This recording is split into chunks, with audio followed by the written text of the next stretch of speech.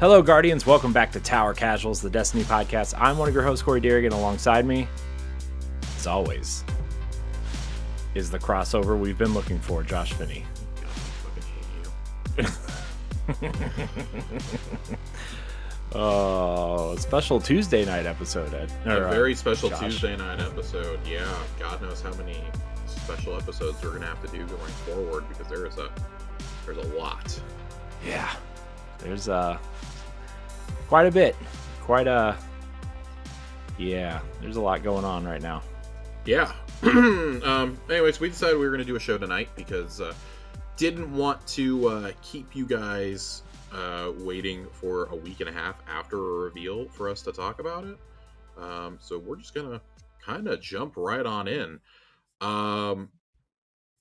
Edge of Fate, new expansion. Edge of Fate, the very first installment in the Fate saga. Is releasing July 15th. The long rumored date, the one that was data mined months ago, well, not even data mined, flat out seen months ago. Yeah.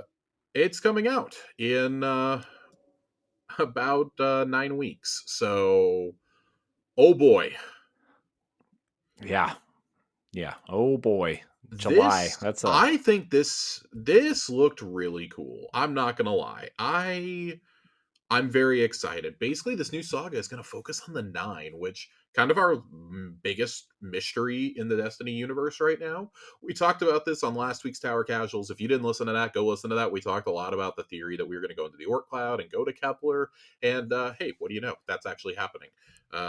Big surprise. Big surprise the ARG led us to this point. What? Yeah, what? Part of the blurb that they give us in the blog post about this combined year, the next 12 months are being called the year of prophecy, by the way, which kind of ominous, but I like it.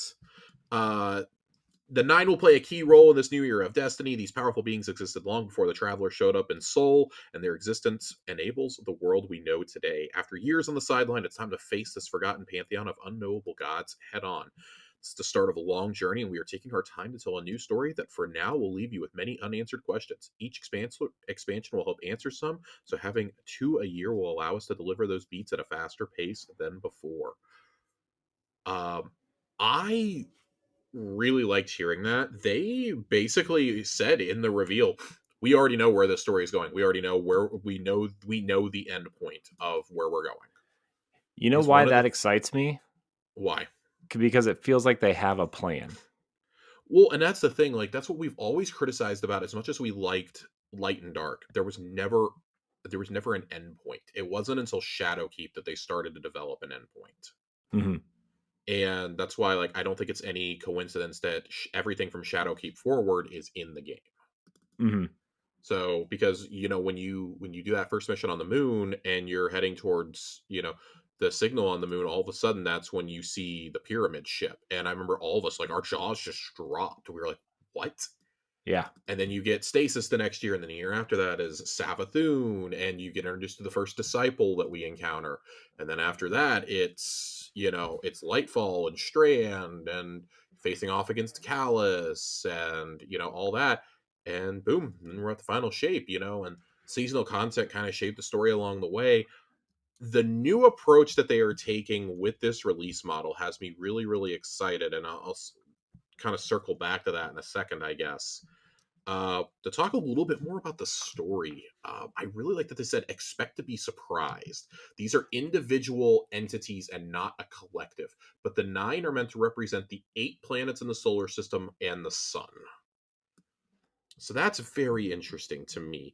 The 9 are seeking to free themselves. They are not bound by the same rules that humanity is. Essentially, we are bugs to them.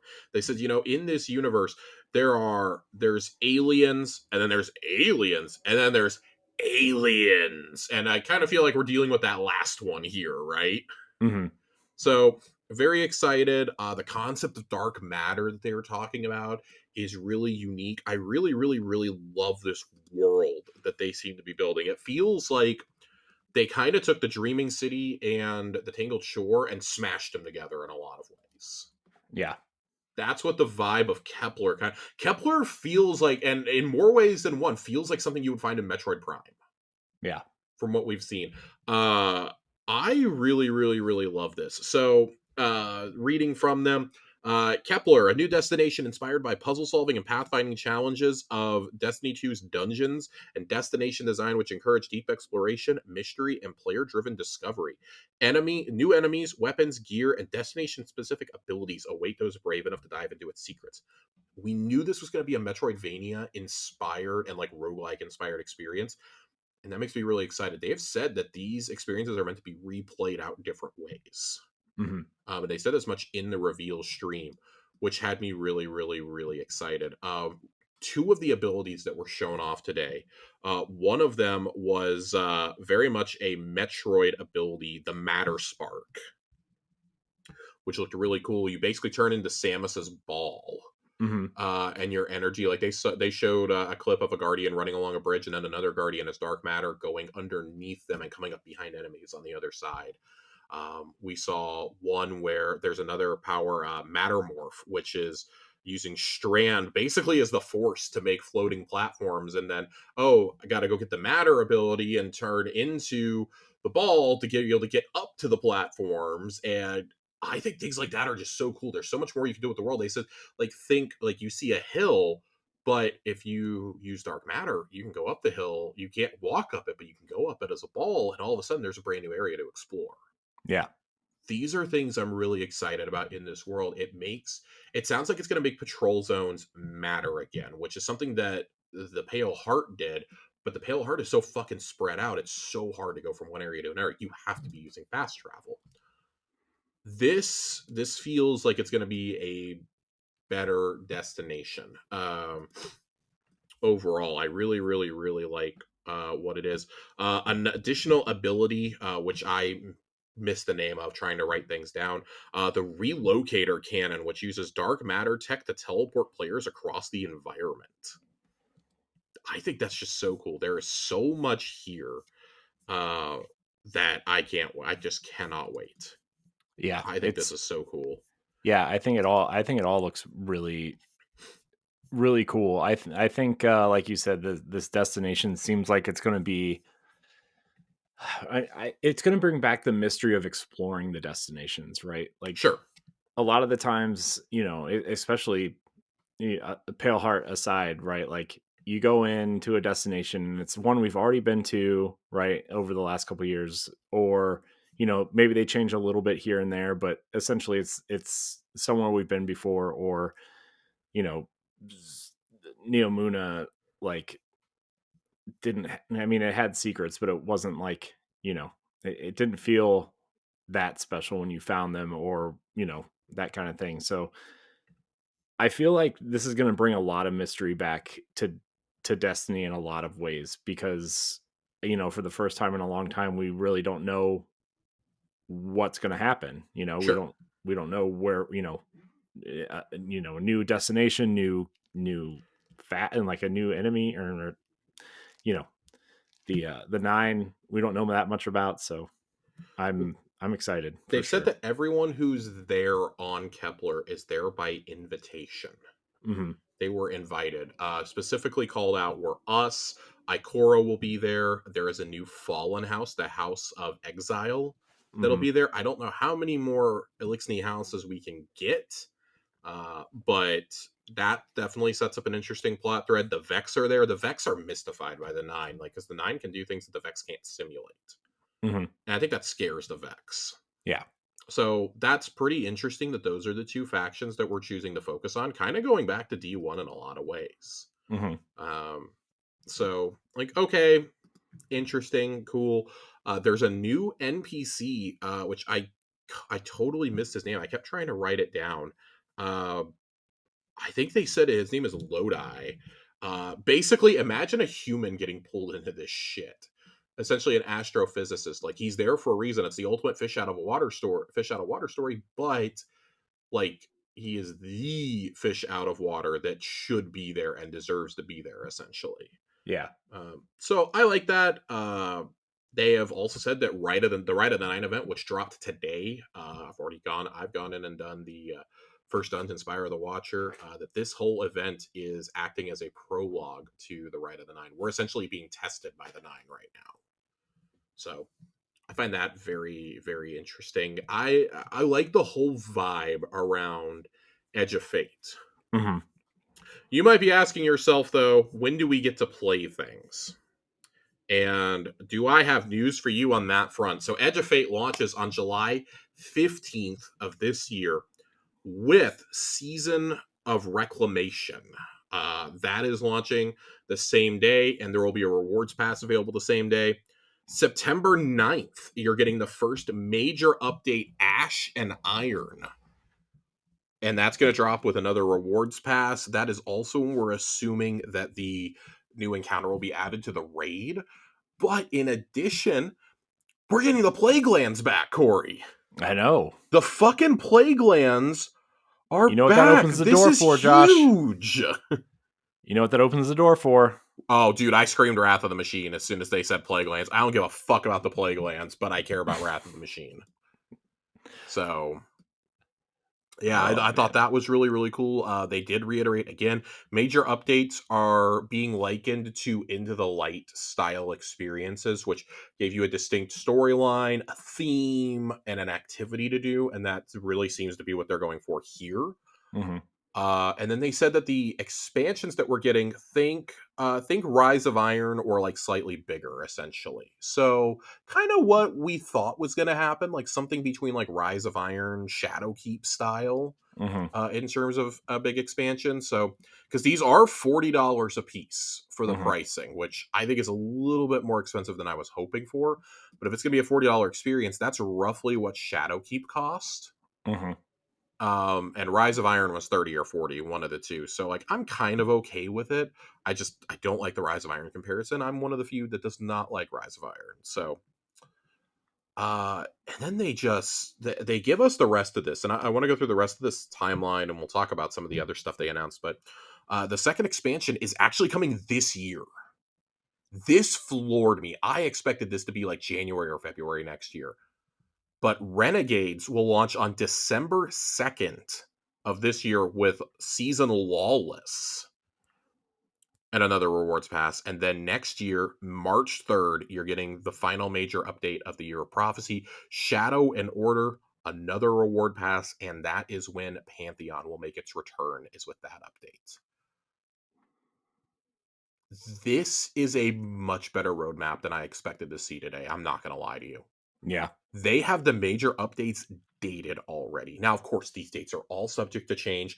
That September 9th update feels particularly like it's coming in hot. That Yeah. only gives you 2 months to pound out a rewards pass. I don't really love that. But at the same time, you're also getting the raid with it. So with this, not with that update, but with Edge of Fate. So like, okay, maybe we can pull this off. We'll get to the theming of Renegades as our last thing, uh, because we have some opinions there. But the things you can expect in an expansion, I'm glad they laid all this out for us, right?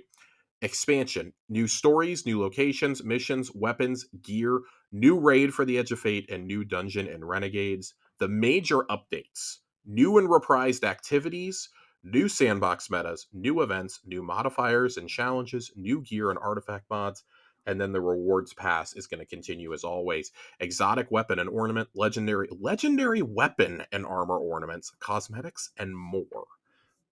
And all of this is available for everyone for free except for Edge of Fate and Renegades. The seasons, the core updates, uh, Rite of the Nine, and the two major updates, Ash and Iron and Shadow and Order, are all free, which is what we've been screaming for years. Things like this needed to be happening. Hmm. I Yeah. think the best comparison I saw was somebody saying, like, I'm probably not going to come back to the game, but they're doing things that I wanted 5 or 6 years ago, so that's a good sign. Yeah. And I I think they have think, the freedom to do that now that Sony has taken more of it. For better or worse, Sony has taken more control. yeah. I also think maybe that's why the expansions cost a little bit more than we I were would expecting. almost guarantee it. So Yeah. Some of the other things that we are getting as a part of this, they are going to update. They're updating the holiday events, for instance, which it kind of feels like we're starting to move away from not ornaments. That's not the word I'm looking for. Um, God, what are we? Mementos. It feels like we're moving away from mementos into hollow foils. The weapon we saw for Solstice had a beach with with the ocean on it. And it is one of the coolest fucking things I've ever seen in this game. Mhm. That was awesome. So hollow foil, here for it. It can drop on any of the event weapons. I like that. That'll get me grinding. I'm gonna be honest. Yeah. That'll get me grinding for some of these weapons now if they're gonna look cool like that. Yeah. Other things that we're getting, Arms Day is back. Or Ooh. Arms Week, really. D1 veterans will be intimately familiar with Arms Week, but that is back. You'll get a weapon. You'll work on upgrading it throughout the week. I really, really, really like that idea. That's something like, I mean, again, for years, going back to faction rallies, we're like, hey, this should come back. Like, it's such a simple thing. Why is this not in the game? Right. So, just like, just like factions weren't in the game, why is this something from D1 that was pretty beloved? Why is it not here? So, Right. it's finally back. We're getting a first peek at events starting on Friday with the heavy metal event for the Briggs versus Tanks mode. And in that, you can earn a combat sparrow, which is customizable. You Yeah. can customize your combat sparrow. And this is definitely the beginning of adding more vehicles into that sparrow slot. Again, I I love this, and this is a no brainer. Why were we not getting this years ago? Yeah. So, Is this the beginning of a Twisted Metal crossover, Josh? God, please, please just leave. It's the beginning of the BattleBots crossover, knowing our luck. Uh, Arms Week is also going to have hollow foils. I do have that note written down here. I think that's very, very cool. I want to make sure that I'm not missing any. I think that's all stuff I just wrote down. I don't think they actually put any of this in the post, funny enough, which is very funny to me. They did not confirm. They did not. I assume that they're going to talk more about events as we get closer. I was just kind of like trying to scribble things down as they were talking. But one of the biggest things, again, we're talking about big things that people want in this game. We've asked for years for a firing range, and Corey, the group I was in, just was so I think this is the thing they got most excited about. A firing range is here. You can simulate damage fall off. There's a scoreboard. There's even champs you can turn on in there. This is awesome. That poor ogre in Grasp of Avarice finally can take a breather. Finally, stop getting used for as to cross damage vids. I love this. I'm a big fan. A note that I did miss on the Ash and Iron update. They said for this one specifically, returning to the Plaguelands, there will be a new exotic mission, a new activity, two new exotic weapons. And again, this is available to everyone. You are not paying for this. That's That's great. awesome. That's awesome. That's great. That's great. That's fantastic. But this is, and I'm well aware that if you were to add all of this content up, it would probably equal what you're getting in a normal expansion. They're just spreading it out, is really what it feels like. They're spreading it out and throwing seasons into it, basically. Mhm. There is kind of distributing the delivery a little bit more. I like seeing the actual dates that they have planned for some of this stuff, because that was one of our concerns was, are you going to release this at a brisk enough cadence? And there was this big rumor before GTA got delayed yesterday, right? Got delayed until May 2026. There was a story coming out that multiple live service games were moving up or moving back their content releases to avoid GTA. Mhm. I feel like Ash and Iron is definitely a result of that. That probably got moved up by like 3 or 4 weeks, in all honesty. Also, that gets you out of that marathon corridor. Yeah, That's I was the gonna other say, thing. You like, had to that's avoid marathon. it feels like Bungie is kind of moving into, like, a once a quarter release, like, Hmm. cadence, honestly. Yeah, that's kind of what it feels like to me as well. So really like that. Uh, the the expansion coming December 2nd is just shocking. They did say September 9th is going to be our reveal for Renegades, which feels fast. But we're gonna have a reveal stream there where they promise to talk more about Renegades. Again, we're gonna get the Renegades in just a moment. Um, but yeah, the only area where I share, I think, a tiny bit of concern is that March 3rd update. Assuming that it lands on March 3rd, you have to kind of keep a pretty brisk cadence with when you're going to release the next expansion. There's not really a lot of wiggle room for a delay here. You Right. kind of have to release it in June because otherwise, and it's almost certainly not going to release in June, by the way, because of the aforementioned GTA 6. Right. So if you put it out in July, that means we're again encountering another scenario where we have a long season. And I know that's like not that bad. Like that's 4 months, Hmm. right? It's not like the worst thing ever, but it's still not great when it's going to be probably like 4.5, maybe 5 month span right there. And I assume they want this to be longer because of the inspiration they're taking for Renegades. Hmm. But anyways, that's my personal little gripe. If you do pre-order, the pre-orders are a little funky here, so you can order the Edge of Fate by itself, $40. You can get both the Edge of Fate and Renegades. I'm going to make sure that I get this pulled up correctly. In the Year of Prophecy edition, which means you get both campaigns, you get the raid, you get the dungeon, you get the reward, you get all four reward passes, the exotic ghost, the legendary Engram, and then you will get Renegade pre-order rewards, which are available on September 9th, which is an exotic ship and a legendary emblem.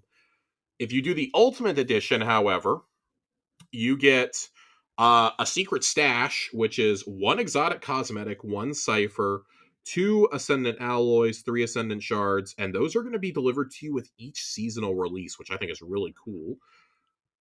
You get the New Land Beyond exotic sniper rifle with the ornament and catalyst. This thing rocks. I was using this earlier. I really, really like this. You get a Year of Prophecy exotic sparrow, and I guess it's time to talk about the most controversial part of this whole reveal, Corey. Here we You get go. the Dark Side Legends armor ornament sets, which are instant unlocks available today. So cat's out of the bag. Renegades. The minute I saw the typeface, I was like, "Oh boy, here we go," Yep. because that is Star Wars to a T. And on top of that, there was an image that leaked last night of a hunter holding Han Solo's DL-44 and a warlock holding what distinctly looks like a lightsaber, but Destiny-fied. Yeah. Renegades. So this is what we're going to talk about in September. But I want to read a couple of things here before we have any sort of reaction to this. I want to read a few things.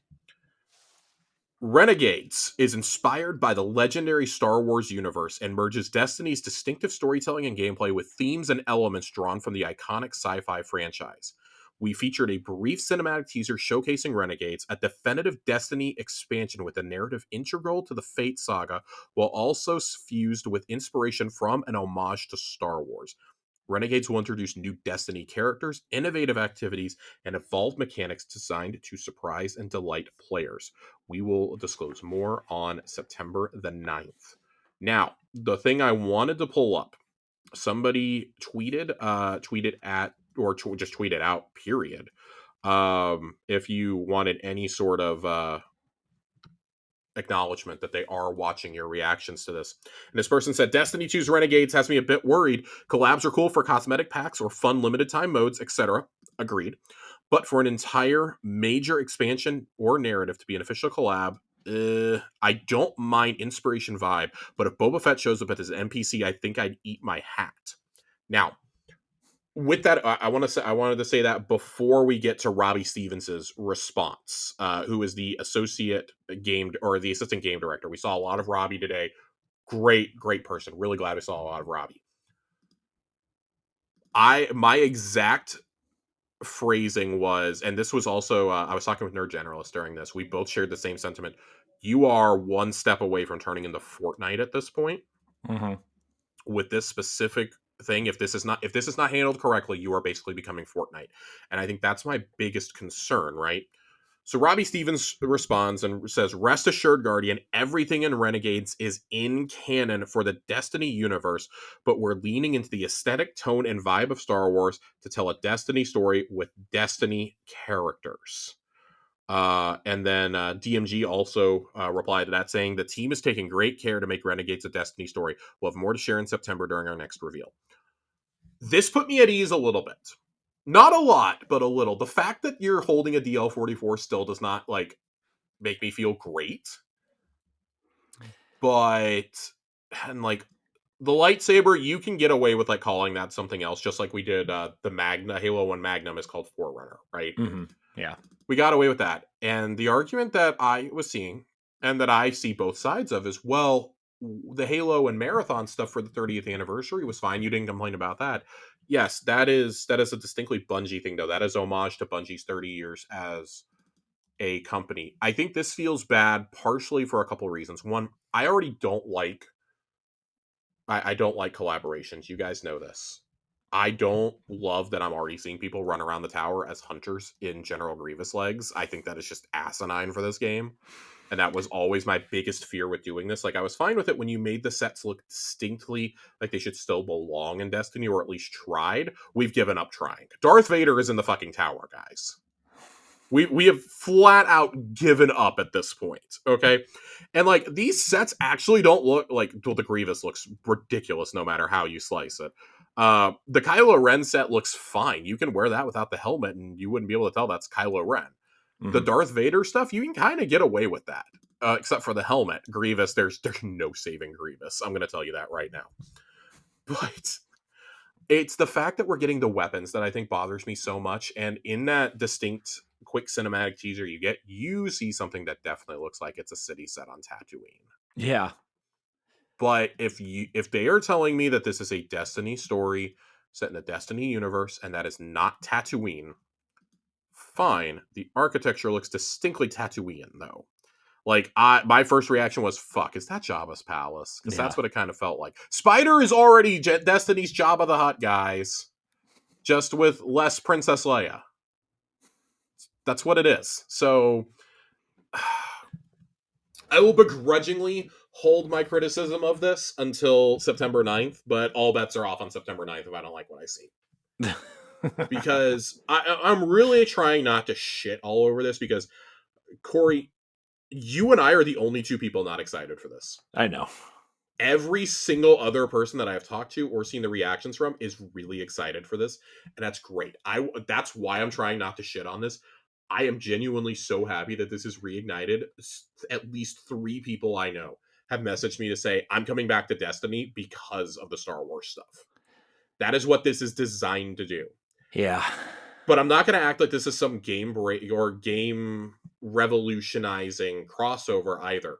I saw somebody trying to argue, "Well, we've never seen this done in a game before with an IP." Like, yeah, we have actually. It's called Sea of Thieves when they did it with Pirates of the Caribbean and told a Pirates of the Caribbean story in the Sea of Thieves universe with those characters. Now, that went a step further than this is going to be. This is heavily influenced by, and let me tell you something, you can be heavily influenced by without having the characters from said universe or having weapons from said universe.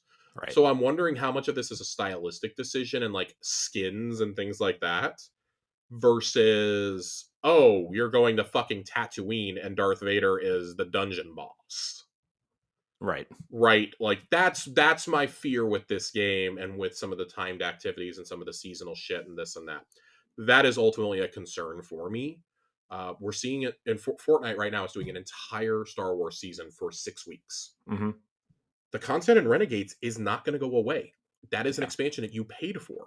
Yeah. That is staying in the game, which is why I think like I need to pump the brakes a little with how much I was freaking out about this initially once I came down and thought about it a little bit.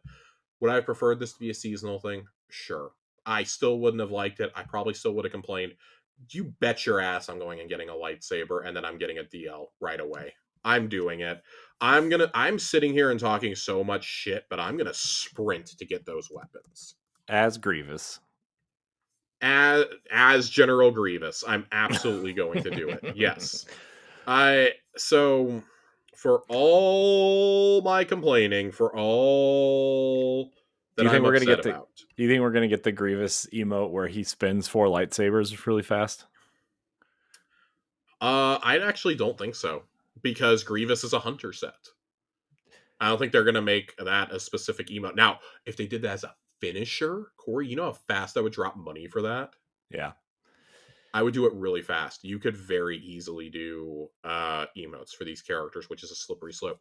My argument was, why Grievous for the hunters? I understand he hunts lightsabers. Why that for the hunters? Why can't we be like Boba Fett? Right. If it's all dark side characters, like give me Boba Fett, give me Jango Fett.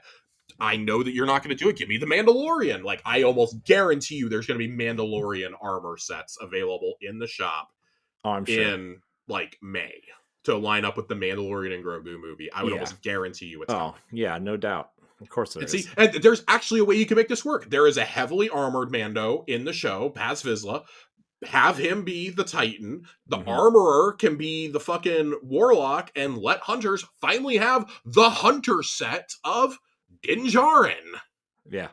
We got robbed in Assassin's Creed, guys. Okay, we got robbed in that crossover. I expect compensation at some point. Dude, the Hunter set in the Assassin's Creed set was bad. Is ass. Dude, It's ass, Corey. It's liquid hot it's ass. bad. It's real It's bad. bad. I think Overall, I listen. If you're going to take inspiration from like they said, Star Wars was one of their biggest inspirations when they were first building this universe. 12 years ago, right? That was one of the big things they took inspiration from was Star Wars. Like the Jedi are a direct inspiration for the Warlocks and for their powers. That has been firmly established. So it's not great, but it's really hard, I think, to tell like a populist sci-fi story, like something that's supposed to resonate with the mass public without referencing Star Wars or Star Trek to some degree. Like hmm just the influence those two have had on, like, I don't know, cookie cutter sci-fi, I guess I'm gonna call it, hmm is unmistakable. hmm And you simply can't deny that. You can not like it all you want, but you can't deny that. So I do think there is a really cool path for this. They've said, Renegades is gonna, focus on like outlaws and like themes of like retribution and things like that. If you do that, I think this is actually a really cool opportunity to introduce Shin Malphur to the game as an NPC. Yeah.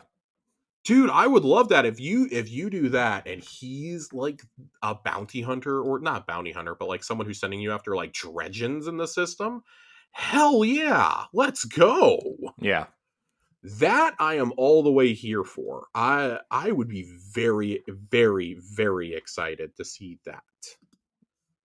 Yeah. So, because the description that I saw tweeted out for this is dive into the criminal underworld and take down an evil empire, venture into a lawless frontier and reveal deeper mysteries around a new dredgen in Seoul. Build your power, credits, and notoriety. I love this so much. This is, guys, I play a rogue in every single game I can. There's a reason why I play a hunter in Destiny. It's for the vibes, it's for the aesthetic, the skill set. I do this in Dungeons and Dragons. I do this in Skyrim. I'm doing this in Oblivion. Like I did not play a rogue for once in Diablo. I played a necromancer there, but What? yeah, I know, right? I went against type.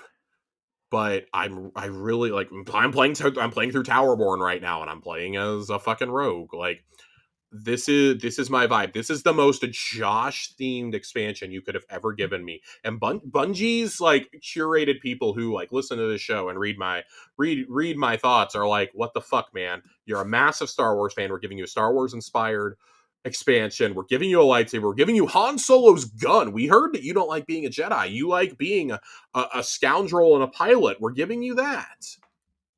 We're giving you a story about hunting dredgens, and you're not happy. It's because I need to see how much Star Wars is actually in this before I allow myself to get excited. But if it really is just inspired by, I will hold my nose and I will gladly enjoy this. The weapons still will never make. I don't love the weapons being there. I really don't. I don't love them being here. but I will stomach it and ignore it the best I can because, guys, I get to be a bounty hunter. I get to be a fucking bounty hunter. That's all I've ever really wanted. It's, it's true. It's all he's ever wanted. It's true. It's true. I'm very, very happy about this. I'm actually very excited. So, all things considered, I think that's fine.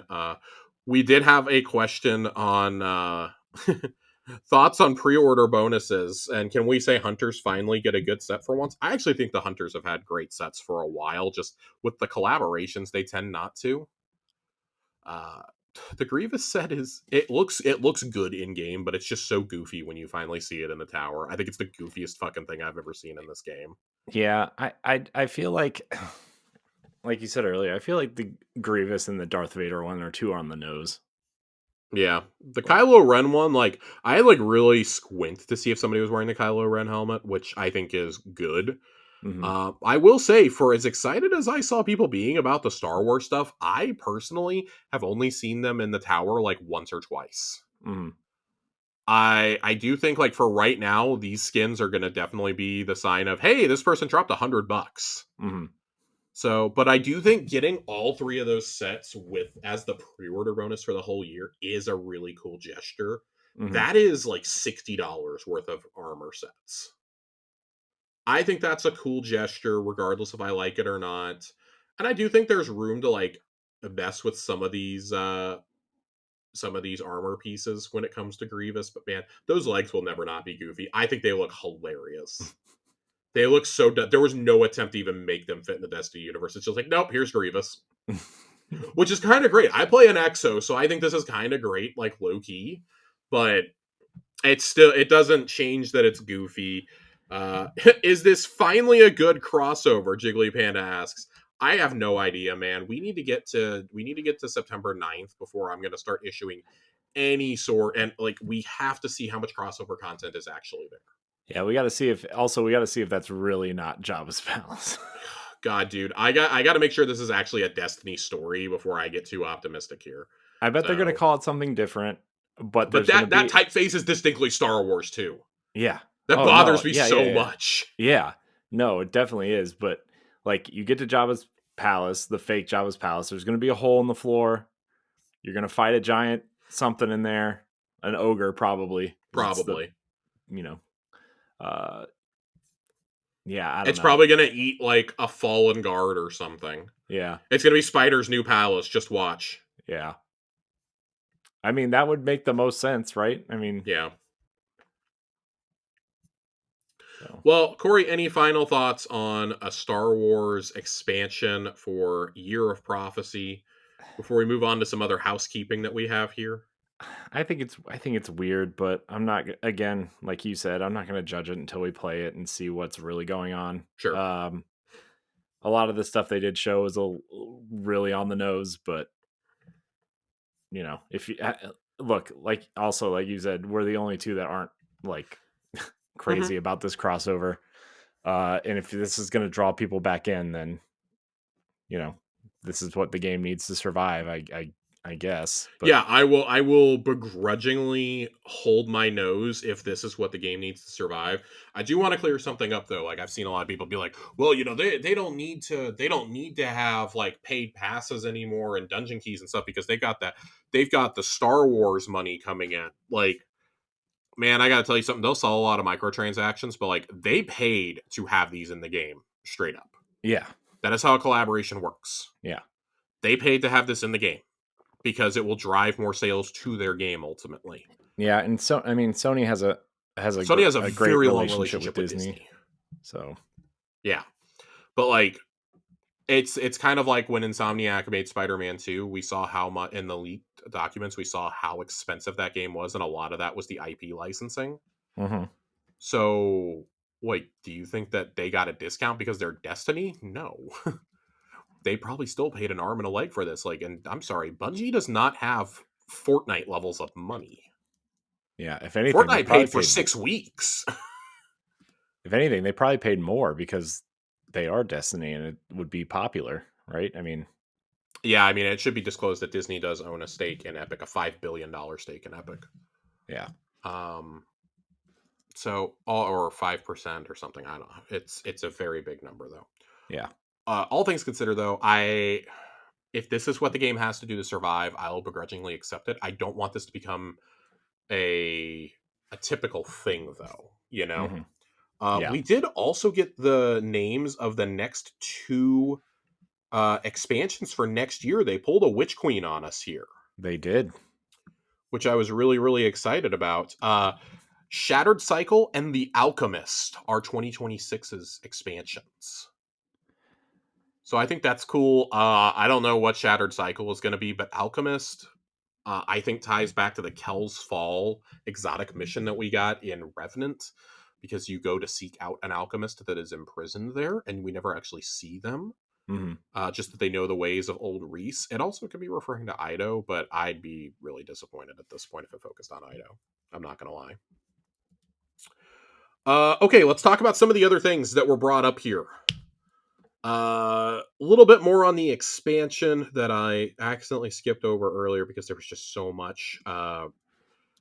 There are going to be side quests and side content throughout the world of Kepler, and then there's going to be a world tier system also. I need to go back and listen to this a little bit more carefully, but the world tier system kind of sounds like it's going to work a little bit like Diablo in a lot of ways. So I think that that is really, really cool.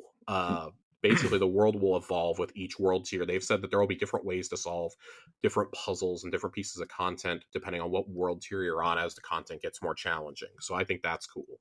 Yeah.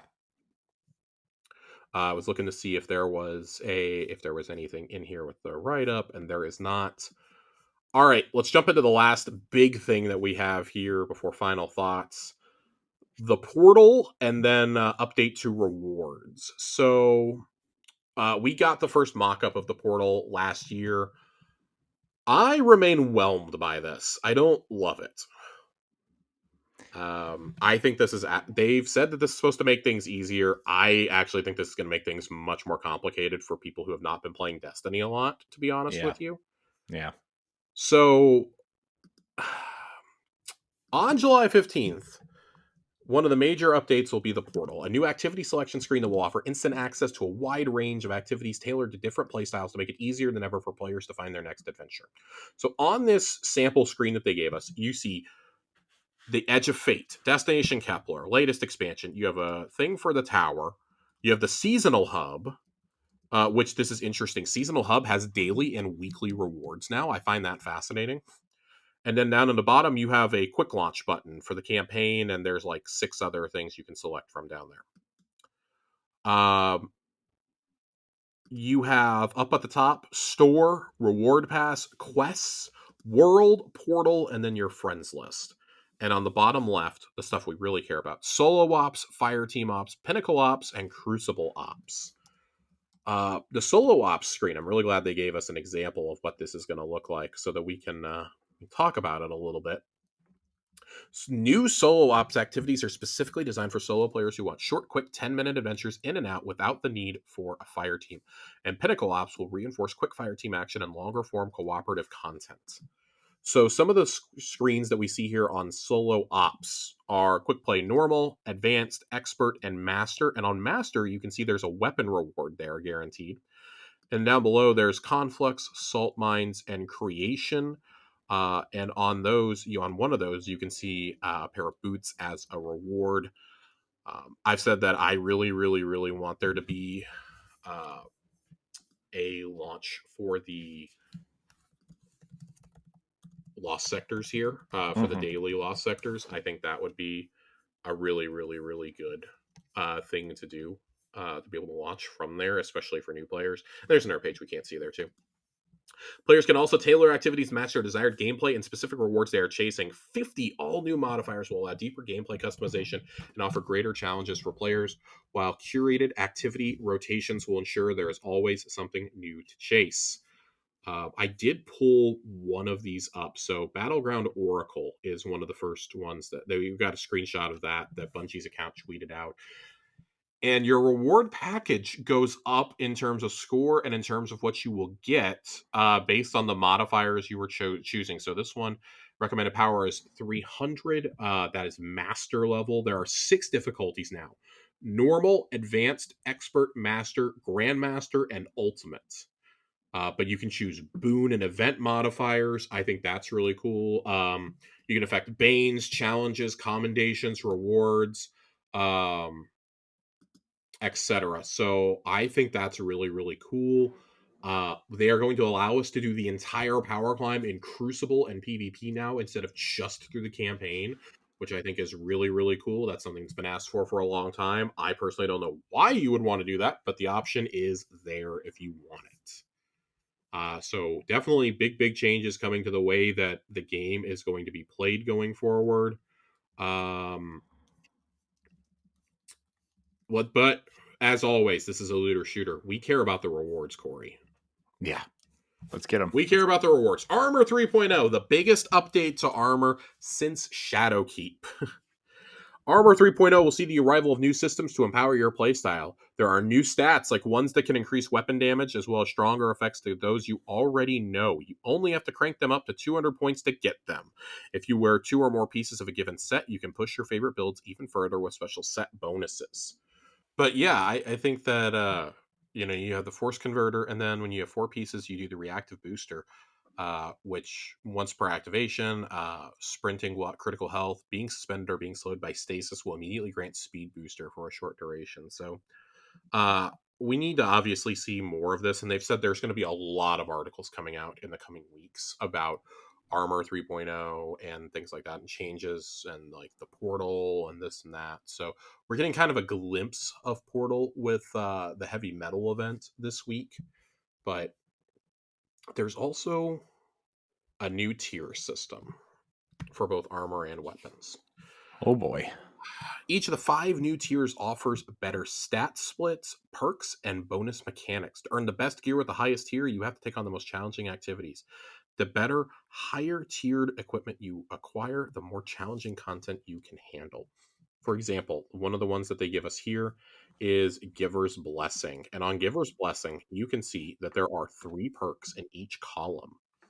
Uh, that is that is wild. that's that's pretty crazy. I like all that.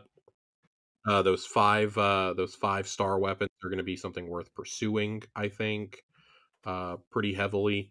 And then beyond that, they have said that there will be when you get to tier 5, they will basically change their design, their look, and the icon that is on them, so everybody knows you have a tier 5 weapon. And there is an animation you'll be able to turn on and off for when you kill enemies. They will have special death animations from those weapons.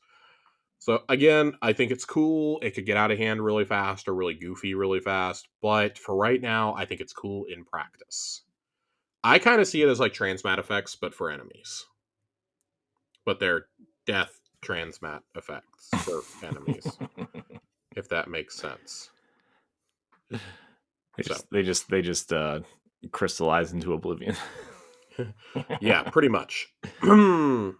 So, yeah, that's it. We have one final piece. The raid is launching July 19th on a Saturday. We're launching it on a Saturday, not on a Friday. Kind of Interesting. wacky, but I kind of see the vision here. If you're going to do a raid launch, there it's long has been a complaint that the only way you could do it on Friday and compete for World's First is if you were able to take days off of work. And doing it on a Saturday, Sunday ensures that the most people possible can do it. I think they saw the positive reception to extending contests to 48 hours for both dungeons and raids and have said, fuck it, we're just going to do it on weekends from now on. I think that's a cool idea. That definitely allows for your most passionate fans to be able to engage with it week one. This also makes me think that they're doing this to say that it's going to be similar to how the dungeons have worked, that as soon as the first couple runs on contest are done, it's going to open up on normal for everyone else. Yeah. I do think that's going to be a thing going forward for raids. We've only seen it with the 2 dungeons because we've only had dungeons since then. So definitely curious to see how this plays out, but I like it. I like that as a change in principle. Yeah, I think it's good. I think it's a good move. It's a very good move. All right. Do we have any final thoughts on this reveal? This has already gone quite a bit longer than we thought it was going to tonight. Yeah. Um, We thought Uh, it was gonna be a half hour. We're at like minute 50 now, at least. yeah. Any final thoughts on this reveal, Corey? Um, I just I think this is I think it looks promising. I think it looks like them having a plan, them kind of laying it out is, even the expansions next year. Like, Hmm. I don't know. It just feels like it feels like they heard complaints, obviously, after the final shape and obviously after everything happened with layoffs and, higher ups leaving and Hmm. one case or another. Like, they heard that people were worried about the game, right? Rightfully so. Yeah. And so I think it's good that whether you knew the people on the couch today or not, whether are going to stick with it till the very end or you've kind of fallen off since the final shape, like they laid out a plan. They laid out the story beats that you need to know going in. They laid out what they want to do for the foreseeable future. And I think that that is a good start for a vote of confidence from fans. Um, you know, Yeah, I think today was so. Ronnie asked a really good question last week. How do we avoid getting into the cycle of we're back, we're down, we're back, we're down? Today was a really good first. I think that really everything since Heresy in a lot of ways has been a good step in that direction. But hmm that's always the thing. We always seem to have a banger season right before going into an expansion because you want to sell that next expansion, right? right. So for me, it's going to be how do you kick off a new destination? How do you kick off a new story? Like with stuff that we've never done before. We're still in the solar system, but we're kind of not at the same time. We're tackling one of the biggest mysteries. Like the Nine have always just been there in the background. They've done some awful shit in the lore, right? hmm So they're gonna have to square with that, and I do wonder how this is gonna go. Like they each have their own alliances, and like they're their own. They don't have they're not like like three of us are in alignment against like this person all the time. Like no, like they're like normal human beings. Like they have different friendships and alliances and rivalries and things like that. I think doing the exploration the way they're talking about doing on Kepler is probably the biggest thing they could have done for this game. It's going to make it feel fresh, and it's a way to give you new abilities without breaking PvP. Yeah. Like now, that being said, I do fully expect there to be a dark matter PvP mode where everybody is just a ball trying to hit each other off of like a Rocket League stage.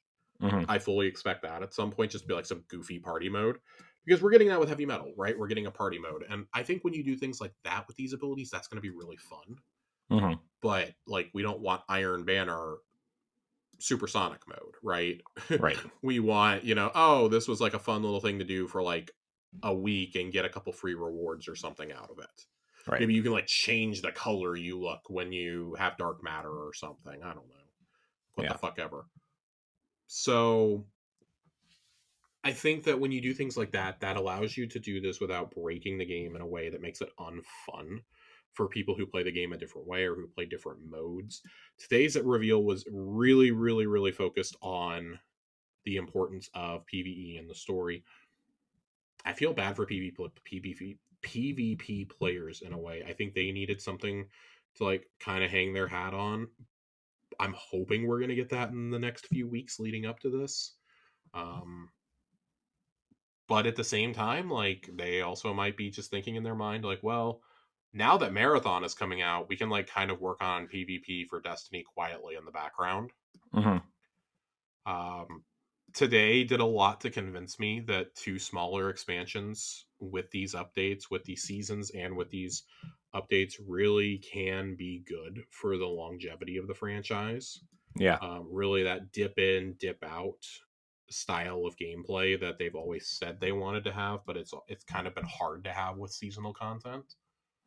One thing I liked about episodes was once I finished with like the content for that act, I could just kind of dip for a few weeks and go play other things. Yeah. I haven't really been able to do that in Heresy. I've been pretty busy all of Heresy, in total honesty, and that's hmm a good thing. I've really enjoyed it so far. Ironically, the last couple of weeks have been the weeks that I've been able to be like, oh, I can finally go play something else. The story's over and Ride of the Nine hasn't started. So Right. getting the dates up front was probably the exact roadmap was probably the biggest thing. We've said for a long time we wanted roadmaps back. We wanted to know what was coming. this is a promising start. I'm not saying this is like the greatest thing they've ever done. This is a very promising start. And honestly, this is the kind of information, and I know they couldn't give this to us last year, but this is kind of what we needed to know going out of Final Shape. Hmm. If we had had this launching out of Final Shape, I know like Edge of Fate, it wasn't possible to launch straight out of Final Shape, but if we had cut Revenant out and just had like Echo's Heresy and then jumped straight into Edge of Fate, I don't think any of us would have complained. No, I don't. I don't I think don't think any so of us either. would have. And these expansions also, at least this first one, does not seem as small as I feared it was going to be. I feared we were going to get something that was like Warmind sized, but to hear that it's like Rise of Iron, Shadowkeep style, like Hmm. actually gives me a lot of hope. Yeah, I mean, Rise of Iron had like it had a small campaign, but it had a lot of like in game stuff to do, Hmm. right? So, Well, and I think having these new abilities that let you traverse the world and find secrets and whatnot allow them to put things subtly in this destination mhm, over time. yeah, Not everything has to be there on day one. And like if this whole expansion is about the nine and the nine are summoning us here, I feel like this planet's going to play a pretty central role in the saga. mhm, So I like the idea of that. I would be really surprised if there's not a social space of some kind on mhm. this planet. You think So it's Felwinter's Peak since we're going back to the Plague Lands? I don't think so because like Fellwinter's Peak, yeah, it was part of the Plaguelands, but you couldn't like walk down from Fellwinter's Peak into the Plaguelands, you know. Yeah, So no, I think there's one on Kepler. I think there's one going to be one on Kepler, and that they're going to keep it a secret until we're actually there. So yeah, I'd be totally fine if we didn't see anything else between now and the release of this expansion, story wise. We almost certainly are going to get another story trailer or two. One of which is probably coming in like the next 2 weeks yeah, at whatever PlayStation Showcase happens in May. We're almost certainly getting one at the end of this month. Um, and then yeah, it's kind of just full steam ahead. There's going to be a lot of big blog articles. Obviously, you know, we're going to take those as they come. They have said that the longest TWAB in history is coming, which great. scares me, and I really hope it's not an off week for us. If it is, then you know I might just have to say fuck it and talk about it anyways. Yeah, we'll Yeah, we'll figure that out. We'll we'll cross that broach bridge that when it gets subject here. when it comes to it. We need to see like what the cadence of we need to see what the cadence of updates is going to be like. Yeah, You know, content because if everything's just going to be dropped like right away at the expansion and like have the season drop at the same time and all the seasonal content, then it's kind of like, well, what do you do for like 2 months, right? right. So I'm interested though. I'm very interested. This made me pretty hopeful. And not in like, oh my god, this looks as awesome as the final shape, but like, I'm definitely intrigued. Like, the mystery is coming back to Destiny Hmm. in a way that I feel like we haven't had a mystery like this since the Witch Queen. Yeah, When it was how the hell did Savathun steal the light? You know, was the whole tagline, and that was cool. And like, Beyond Light was all about finding stasis, and Shadowkeep's mystery really was the pyramid once you got there, but we didn't know that in all the marketing. So I want there to be a hook that we haven't seen hmm, pretty early on, and I do feel like we're going to see it pretty early on. yeah. So, yeah, intrigued, happy. Already bought my collector's edition. Mm. I That said on this statue's show I was cool. never buying another collector's edition. Then I saw the leak of the statue yesterday, seeing it on the stream today, and seeing how huge it is. I was like, yeah, I'm buying this. That statue's pretty cool. It's pretty cool. I saw so many people being like, "Oh, that looks bad." Like, no, this is made by like an actual like art team. By the way, this isn't something flimsy like the tower, which had me so upset last year. So, Yeah, the tower is a choice. yeah, Yeah, this is a 1/8 scale statue of the three Guardian classes, designed by Pure Arts.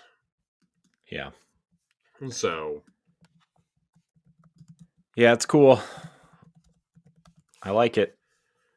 yeah, Pure Arts has made some awesome stuff. They make a lot of gaming collectibles, and their stuff is always pretty detailed. They've made some really cool Witcher and Cyberpunk stuff in the past. So Hmm.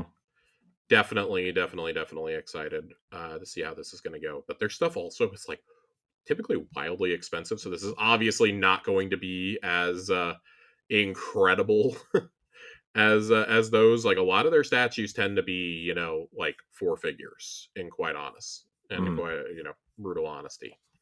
Yeah. So, but even seeing the ones that are like 350, it's like, oh Jesus. So, I do wonder if they're going to start moving with like this company a little for like more higher end stuff. Not that I think the numbskull statues have been bad at all; those are very detailed for the price. Mhm. But some of them feel a little cheaper than others. Looking at you, Crow and Drifter.